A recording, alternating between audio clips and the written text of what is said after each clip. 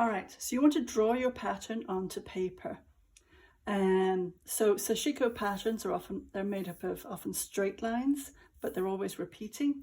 So if you just draw your pattern onto paper, and make sure your lines are parallel. I like about 1 inch apart. So Iris, you can go online to look for examples of sashiko patterns, and you can always print off patterns online to and then trace them onto the stabilizer. So this is the stabilizer that I bought. I bought this one because it's see-through, so you can trace something onto it. And Iris really likes it. So I'm just going to lay it over the paper, and then I'll tape it down so that it doesn't move around while I'm trying to trace the pattern. Really, right there.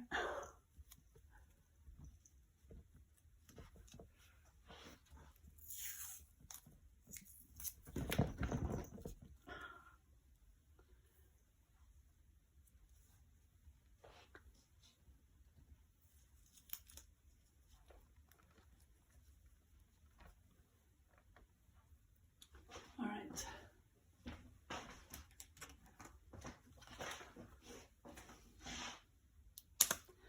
So now I'll just trace the pattern on. I like a Sharpie marker so it really shows up properly.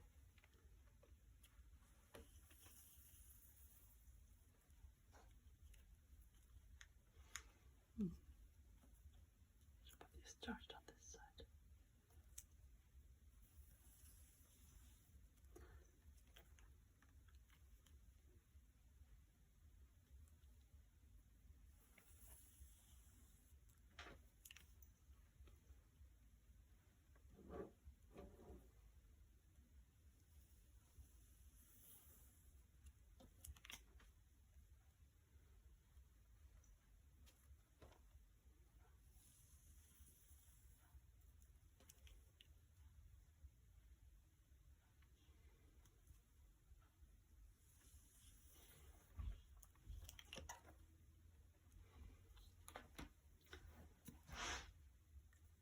All right, so that's how it's done.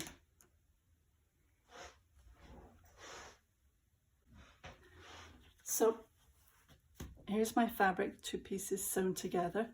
So I'm going to put this onto the wrong side.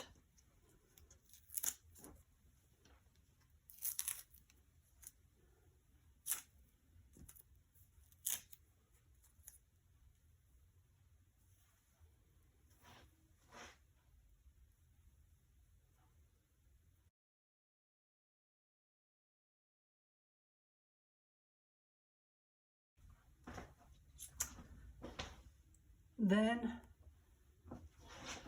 I'm going to take just your regular thread, thread it through a needle with a knot, and I'll just sew around the outside.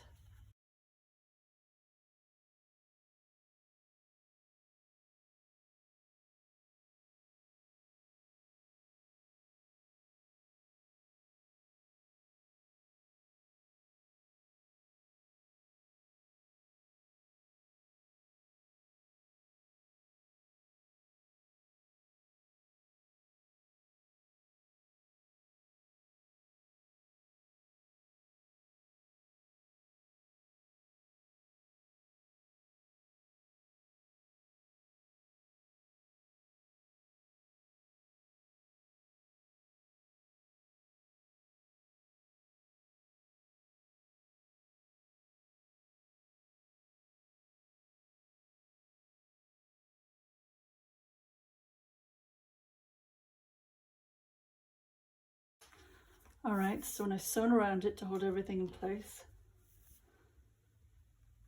just take those pins out. Should be fairly big stitches. I'm going to take them out again afterwards.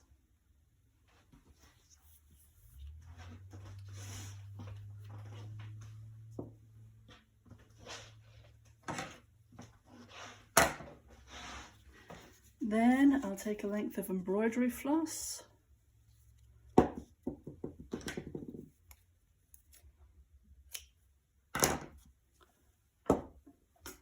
Cut it first. And then embroidery floss has 6 strands. I'm going to divide it into 2 pieces with 3 strands each.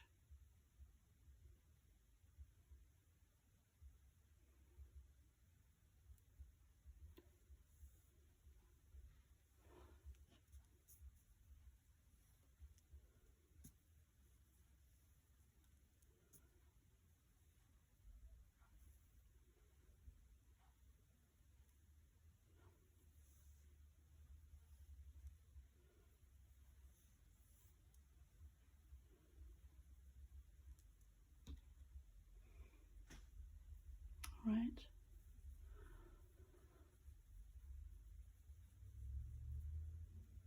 Put that aside to use later. And thread this one.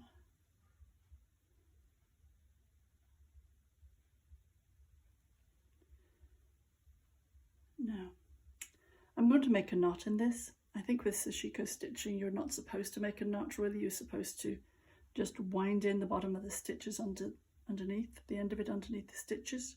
Just thread it through so that there's no bumps. That's because it's usually, I assume, because it's usually used for clothing. But this time I'm going to just put a knot in it. All right, so just stitch along the line. If I go in and make long stitches, not very long, but for the longer ones are underneath, and you want to try and keep it even. You want to keep the stitches pretty much the same length if you can.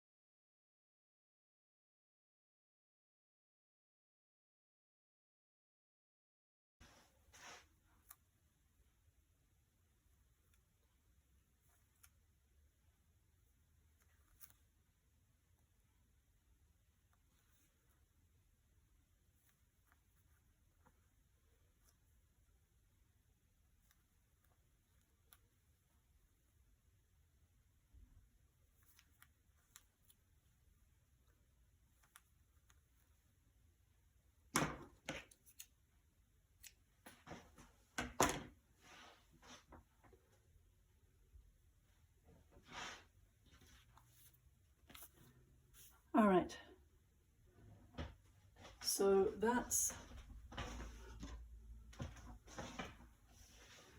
that part finished. So then I'll just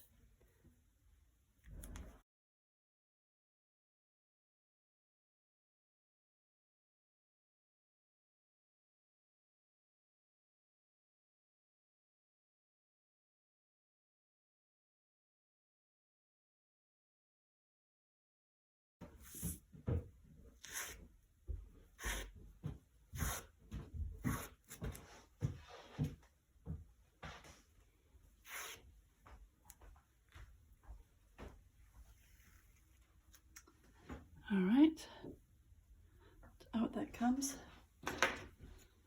and then I'll just cut off the rest. So this stabilizer, well, this fabric is actually a dry clean only fabric. So, and the stabilizer is water soluble, so you're supposed to wash it off. So I don't really want to do that because the main fabric is dry clean only. So because it's so light, I'm just going to cut it off like that, and that will work fine.